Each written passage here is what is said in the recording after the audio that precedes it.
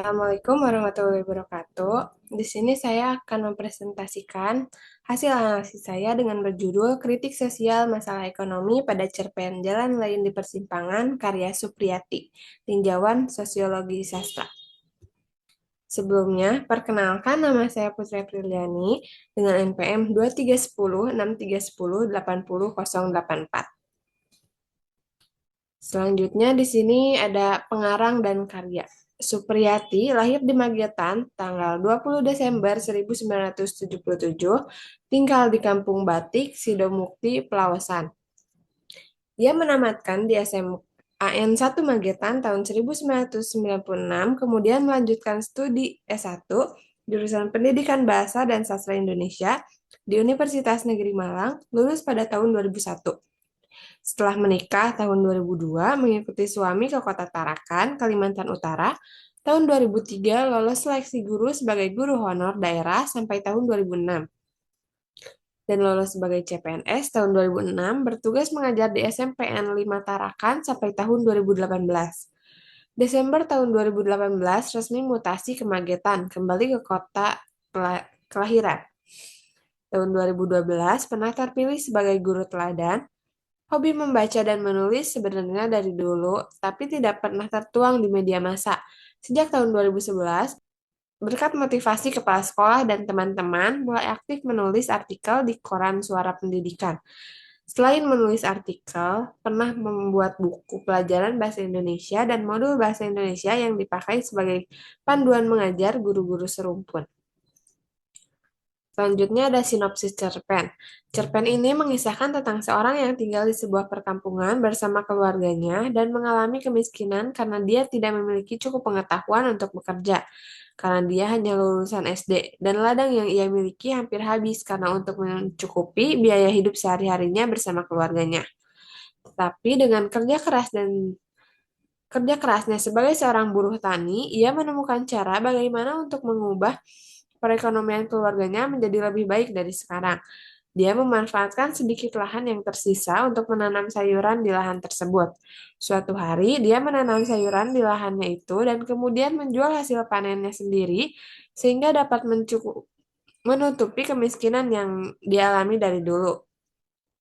Sekarang penghasilannya cukup membaik karena kerja keras yang tiada henti untuk membuat ekonominya meningkat, sehingga anak-anaknya tidak merasa kesusahan seperti dia dulu.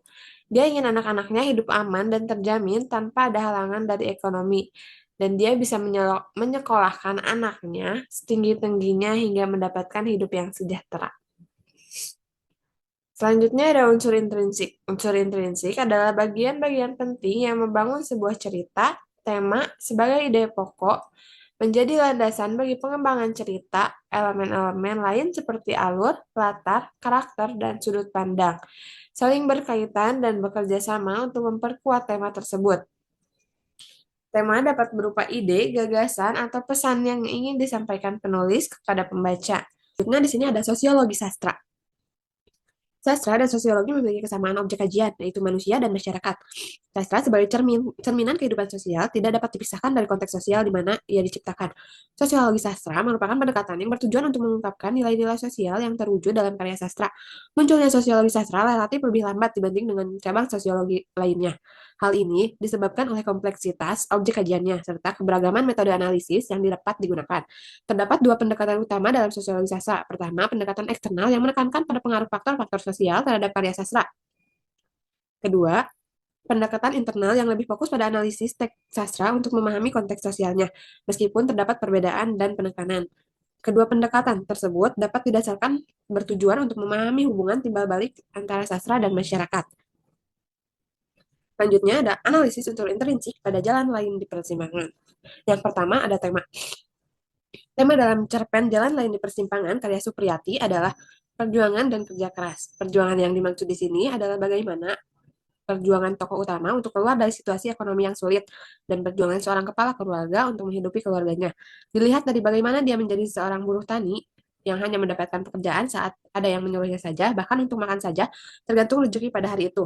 Kerja keras yang dimaksud di sini juga, yaitu tokoh utama sangat bekerja keras untuk menutupi perekonomiannya agar anak-anaknya nanti tidak merasakan hal yang sama dengan apa yang dia rasakan. Kerja kerasnya akhirnya membuahkan hasil yang dia bisa membuat perekonomian keluarganya semakin membaik. Yang kedua ada plot. Plot atau alur pada cerpen Jalan Lain di Persimpangan karya Supriyati merupakan plot maju. Plot maju dalam rangkaian peristiwa yang disusun secara teratur dari awal hingga akhir cerita. Hal itu diketahui secara dari dalam cerita tersebut tidak adanya sorot balik ke masa lalu ataupun campuran sorot balik dengan progresif, sehingga dapat disimpulkan bahwa cerpen ini memiliki alur maju.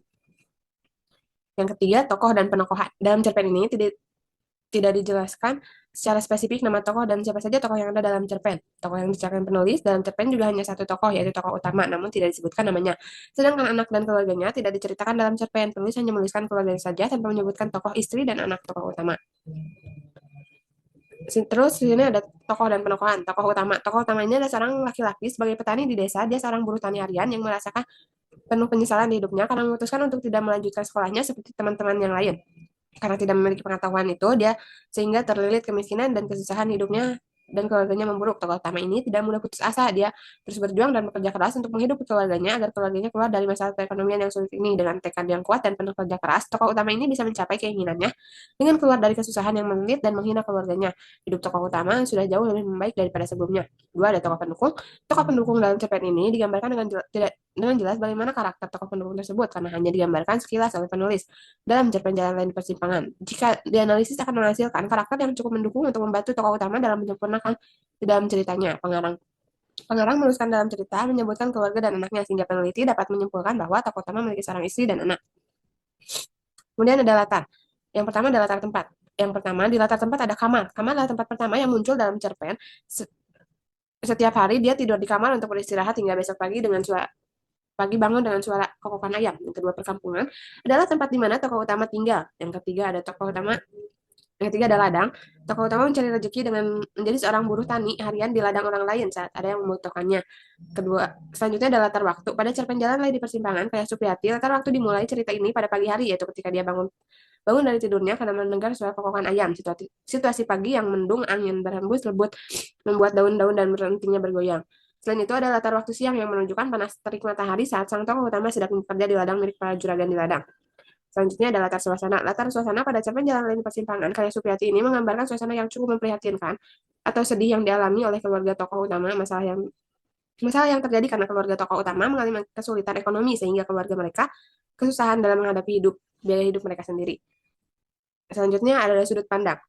Teknik sudut pandang yang digunakan dalam cerpen ini adalah sudut pandang orang pertama. Itu cara penulis menyajikan seolah-olah kita pembaca menjadi tokoh utama dari cerita itu sendiri. Semua peristiwa diceritakan dari sudut pandang aku, di mana peran aku sebagai tokoh utama secara langsung mengalami dan menceritakan peristiwa-peristiwa penting dalam cerita. Selanjutnya ada bahasa. Dalam cerpen ini tidak memiliki banyak gaya bahasa, tetapi menggunakan majas, yaitu adanya majas perbandingan dan majas metafora. Majas perbandingan yaitu majas yang digunakan untuk membandingkan suatu hal dengan hal lain. Lalu ada majas metafora, yaitu salah satu jenis gaya majas yang dibandingkan langsung disamakan tanpa perantara yang memiliki makna bersifat literal, melainkan kiasan. Selanjutnya ada moral. Pesan moral yang dapat diambil dalam cerpen Jalan Lain di Persimpangan kayak Supriyati, bekerja keraslah jika ingin mendapatkan sesuatu, dengan berusaha apapun akan mendapatkan hasil yang baik. Namun sebaliknya, jika bermalas-malasan, tidak akan mendapatkan hal apapun karena rezeki tidak datang sendiri. Tokoh utama dari awalnya bermalas-malasan menganggap bahwa dirinya sudah mempunyai harta dari warisan keluarganya sehingga dia mengalami kesulitan. Selanjutnya di sini adalah analisis pembahasan kritik sosial masalah ekonomi pada cerpen Jalan Lain di Persimpangan karya Supriyati. Yang pertama ada kemiskinan. Kemiskinan adalah suatu keadaan di mana seorang tidak mampu untuk memenuhi kebutuhan hidupnya dalam aspek pangan, sandang atau pakaian, tempat tinggal, dan pendidikan. Salah satunya adalah kemiskinan yang dilanda dalam tokoh cerpen ini. Keseharian tokoh utama yang bekerja sebagai buruh tani harian yang bekerja jika orang yang menyuruhnya saja. Dan itu terbukti bahwa tokoh utama hidup dalam kemiskinan karena bekerja hanya saat ada yang membutuhkannya saja, bahkan untuk makan keluarganya pun sulit. Kedua, ada kritik sosial pendidikan. Ketimpangan pendidikan masih menjadi masalah serius di negara kita. Anak-anak dari keluarga kurang mampu seringkali terhalang untuk bersekolah karena biaya yang mahal dan kondisi sekolah yang tidak memadai. Sementara itu, anak-anak dari keluarga kaya dapat dengan mudah mengakses pendidikan berkualitas. Sama halnya dengan tokoh utama dalam cerpen Jalan Lain di Persimpangan, tokoh utama ini bersekolah hanya sampai SD. Karena itulah, saat sudah beranjak dewasa, dia memiliki keluarga dan dia kesulitan. Karena kurangnya pemahaman seseorang karena tidak sekolah dan menghambat bagaimana cara berpikir seseorang untuk kedepannya. Tokoh utama ini menganggap pendidikan tidak begitu penting karena dia sudah memiliki harta warisan dari orang tuanya. Sehingga beranggapan bahwa dengan adanya harta, hidupnya akan aman dan terjamin tidak terjerat kesulitan. Selanjutnya ada kritik sosial moral. Setiap individu memiliki pilihan untuk bertindak baik atau buruk. Sebagai pilihan buruk dapat membawa konsekuensi negatif bagi diri sendiri maupun bagi orang lain sekitarnya. Dalam cerpen Jalan Lain di Persimpangan ini menceritakan perilaku tokoh utama yang baik dan buruk.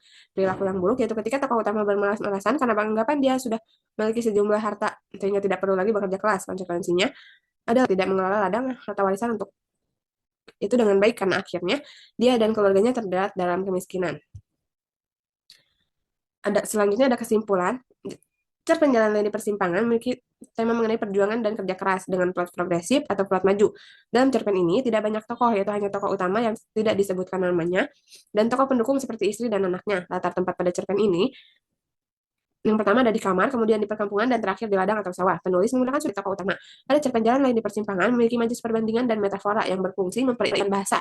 Cerpen ini mengandung moral untuk tidak bermalas-malasan dan harus bekerja keras jika ingin mendapatkan sesuatu. Mungkin cukup sekian pemaparan hasil analisis dari saya. Rasa, mohon maaf jika terjadi kesalahan. Wabillahi taufiq wal hidayah. Wassalamualaikum warahmatullahi wabarakatuh.